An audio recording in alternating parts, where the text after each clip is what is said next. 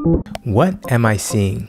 I think it's pretty amazing that even amateurs can look at a piece of work and realize that something is off, even if they can't necessarily articulate the specific elements of the issue. I gather it's because while there's many aspects of artistry that is subjective, there are definitely other aspects that are objective, due to our collective agreement to follow historical precedents and specific rules that we've set into place to define what is aesthetically pleasing. My name's Josh Olufemi, and I was actually in Brisbane, Australia all month, but I'm currently stranded here in New Zealand because I actually missed my connecting flight due to a medical issue in my ear. It's all good though, it just means I get to stay in beautiful Auckland for the next 11 days, and I decided to make a crazy technical breakdown of Justin Bieber's newest music video, Yummy.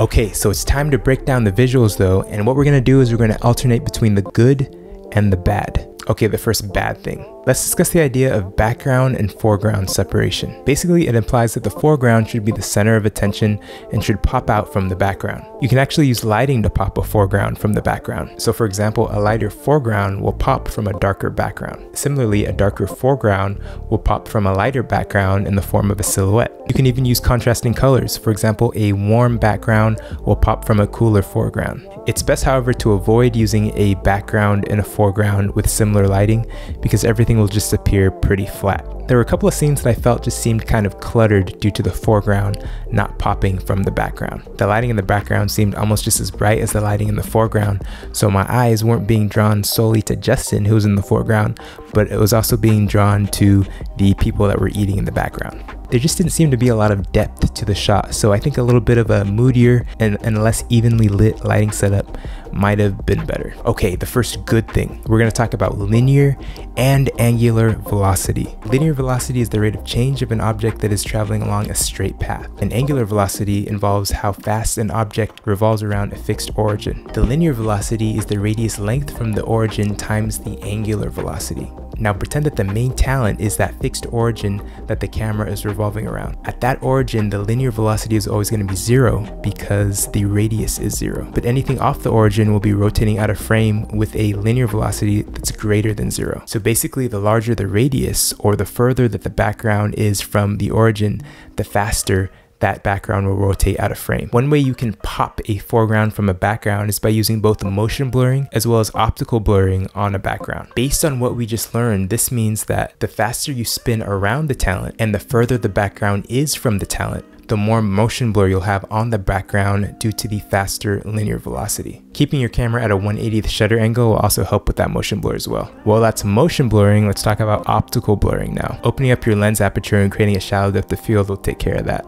The DP for the Yummy video did all this, and the resulting beautiful foreground popping that it created looked incredible. Alright, let's talk about the next good thing. This video is just shot in one location, which is a common requirement that a lot of productions do when they're trying to limit a shooting schedule to just one day. The biggest risk when shooting at just one location though is the danger that all of your shots will look kind of similar. That wasn't the case in this video. I feel like that there were enough B-roll cutaways, shot setups, and set configurations that the one location wasn't as distracting as it could have been. Alright, let's again talk about parallax. Parallax of course means that objects in the foreground are going to move faster out of frame than objects in the background. Generally, placing objects in the foreground for the camera to move past will greatly emphasize the true speed of the camera and just create a really cool dynamic aspect to the shot. A really common way to utilize parallax in music videos is with the dinner table boom through. You're able to place your main talent right at center frame, and you're able to boom through all the different set decorations and food spread, creating some really awesome foreground movement. Think about how boring this shot would have been without parallax. Without those foreground objects, the camera could have been literally moving at 100 miles per hour,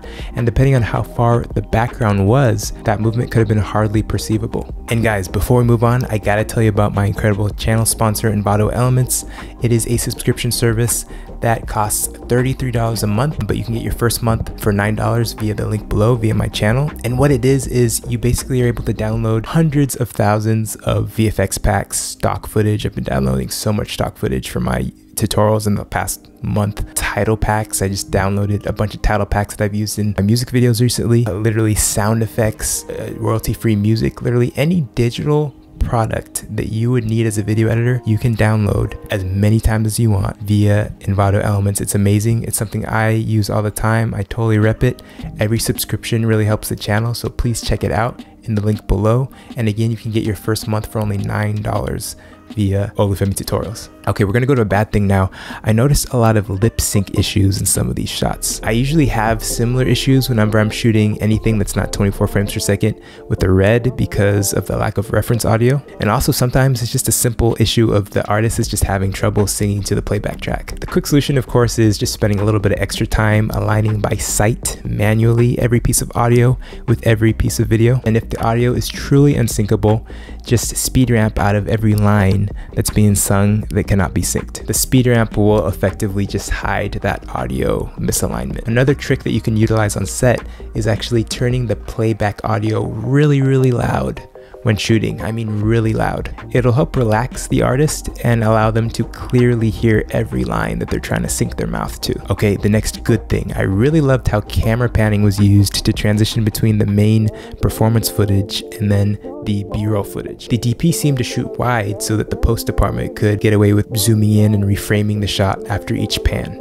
In addition to keyframing the scale, I believe that artificial motion blur was used in After Effects to make the digital camera zoom feel more like a camera dolly moving forward through 3D space. And if you listen closely, you can actually hear an artificial friction noise that was added in afterward of the tripod head turning from right to left. It kind of temporarily breaks that fourth wall in a really creative way. Okay, the next bad thing. There seems to be a lot of hard light being used in this video as the key light. That's like the main video that's lighting your subject, as well as the fill light, which is the light that's basically lighting up the shadow that the key light is making.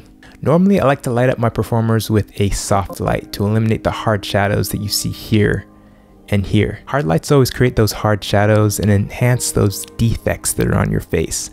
And it just creates a very dramatic look that you don't want to have unless you're intentionally trying to go that direction. Soft light, on the other hand, has a lot broader gradations and it's generally a lot more forgiving and helps to conceal those facial blemishes a lot better. It seemed like there might have been an attempt to hide those hard shadows that the hard key light was making by actually adding another hard light as the fill light on the side. But what ended up happening was just a very flat looking light setup with hard shadows poking through once Justin changed face positions. I was actually talking to my key grip Sly about this, and he said that one possible reason why they used hard lights was they were trying to light Justin from the back of the room. They couldn't have these massive silks that you usually use to soften light right up close to the actor because a lot of these shots are really long extended shots where the lights needed to be further back than normal. One additional thing, there are also some shots that had some pretty extreme light flaring. Maybe the use of a matte box on the camera lens or some flagging or barn doors on the lights could have been used to kind of clean those shots up a little bit by limiting those direct light rays from coming straight into the lens. Okay, I just want to talk about a few more things that I really liked about this video. Did you guys notice that mid-lyric start in the first verse?